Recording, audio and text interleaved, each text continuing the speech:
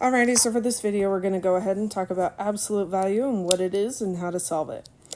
Overall, absolute value is pretty easy, but we just need to understand that absolute value is how far away something is from zero. So if you were to try and ask what the absolute value of 4 is, that's asking how far away is 4 from 0? And the answer to that is 4. It's not a trick question.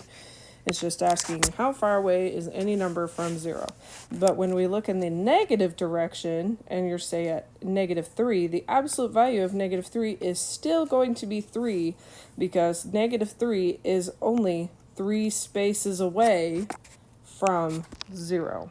Okay, so in other words, absolute value makes positive things stay positive, and it makes negative things turn into a positive. Okay, so let's look at some examples of how this would look.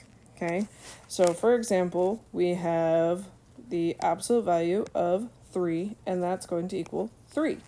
The absolute value of 4 equals 4. But the absolute value of -2 equals +2. And the absolute value of -1 equals +1. Okay? And the reason why this works is, say you have little Bethica right here. This is Bethica.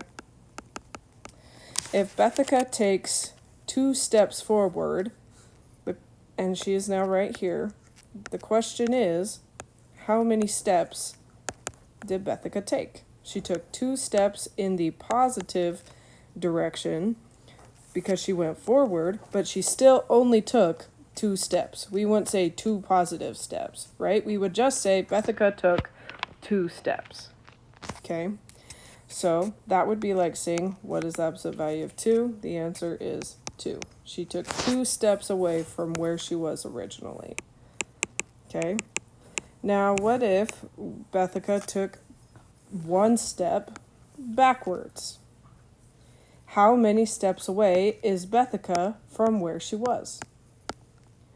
Well, she's still only 1 step away from where she was. Even though she went in the negative direction, she is only 1 step away from where she was. So this would be like taking the absolute value of -1, because going backwards would be represented by negative. But we would, when we're speaking, we would say she took 1 step. Okay, that's kind of how absolute value plays out in the world. Or when you're going left versus right. Right would be in the positive direction, left is in the negative direction, but you still went left 5 spaces or whatever. Okay? Now, what happens if we have problems with absolute value? How is that going to look? Okay, so let's look at some examples as to what's going to happen. Now, it's very important that when you're solving problems that you do not treat the absolute value bars as squinty faces and winky faces. And let's look at and see why, okay? This right over here, you should already know how to do this. This right here is going to be that little winky face, okay? We don't have any absolute value bars over here. We just have parentheses. So we're going to get rid of our winky face. What does winky face mean? He means subtracting, right? So we get rid of everything with the face, turns to subtracting. Then we have -2 subtract 3, which would give us -5, okay? But what if we do the same problem, but instead of parentheses, they're in absolute value bars? This right here is not a winky face, okay? It is just absolute value bars with a negative, okay? When you're doing problems like this, your first step is to solve everything in the absolute value first. Okay, so the absolute value of -2 is +2, and the absolute value of -3 is +3, and then we're just going to bring down this adding sign. So this problem is actually just 2 add 3, which is normal 5. Okay, so we can see the difference between when it's a winky face or just absolute value bars, because when it was a winky face, I got the answer of -5. I went more in debt. But when I'm talking about absolute value, I got a +5. Okay, now let's look at this one. Okay, now when you're doing absolute value, doesn't mean your answer will always be positive, because let's look at this case right here. Okay, let's look at this one. So this one says absolute value of 2, which is 2, and the absolute value of negative 3, which is 3. And then we have this subtracting sign that we're going to bring down, but I also have this negative sign in the front of the absolute value that I need to bring down. So now I have negative 2 subtract 3. This is going to give me negative 5. Okay? So even if you have absolute value bars, that doesn't mean your answer will always be negative, because you might have some negatives on the outside of the absolute value bars that will turn your answer into a negative. Now, if we look at this one, this is not a squinty face right here, but it is a squinty face right here. Why is it over here and not right here? Because squinty face is made of parentheses. It is not made of absolute value. Okay, so if we're doing this little squinty face right here, we have our squinty face, crosses out, becomes an adding sign. So this would be negative 2 add 3, which is positive 1.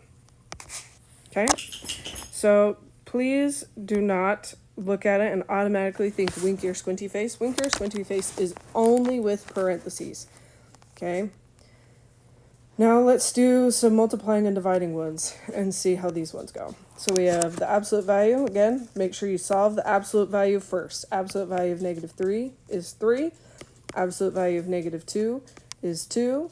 We're going to multiply these together and we get 6. Okay?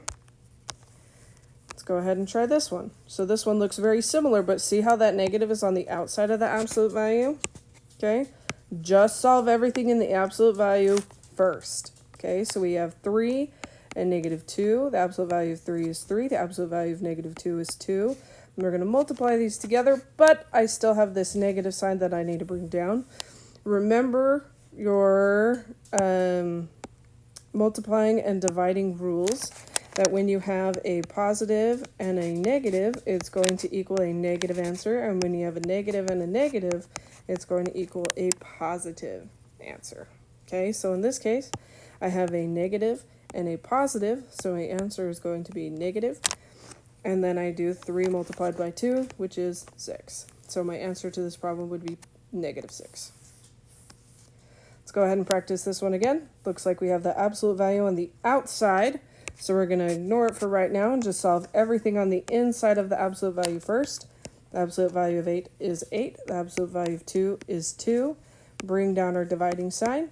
And then we have that negative sign on the outside we also need to bring down. So now I have negative 8 divided by 2. And again, a positive and a negative, whether multiplying or dividing, is going to give me a negative answer. So negative 8 divided by positive 2 is going to give me negative 4.